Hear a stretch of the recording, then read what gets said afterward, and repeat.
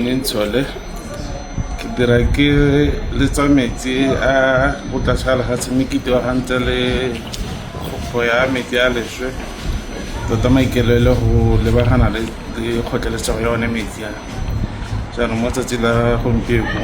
re ne re le ga molepolole re tlile go bona ba council tota maikaelelo go tsisa tsone di-guideline tsa online on-site sanitation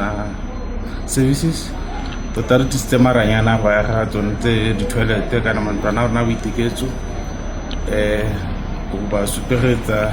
le mosola le gona gore ba kgone gore ba re thuse go isa molaetsa ko setšhabeng ka gona go somarela one metsi hela otlhe gona mo godimo ga lefatshe le gona bo tlase ga lefatshe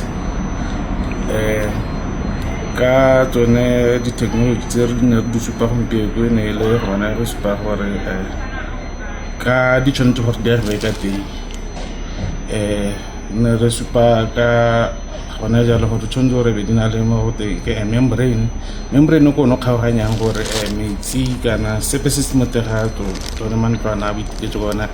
kana tsone ditirelo tse di tshwara metsi a leswe a se ka fetela ko tlase ga lefatshe ka ra itse ba tsona se ba tlwaetse gore tsone technology especially gongwe tsone tsone tse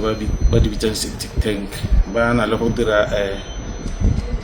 phatla kana pipe nngwe e tsholela metsi ko ntle e ba e bitsang ba re ke one soakaway jaanong go supa gonyame soakaway re bule mo go tsweng mo go tsone bo di-soakaway gore le ka gore tshwarele metsi ha a leng teng a se ka a kgotlela one metsi a na leng jaanong maikelo a matota ke gone gore re ise kitso e ntse jang ko batswaneng gore ba itse gore jaaka re lefatshe la sekate ga re na metsi mo go sena metsi one thothi a na le yone e se ke ya potlelesega go eta jaaka setse go ntse ke ra re ko gone molaetsano re botsisitse mo khanseleng ya bone ke a leboga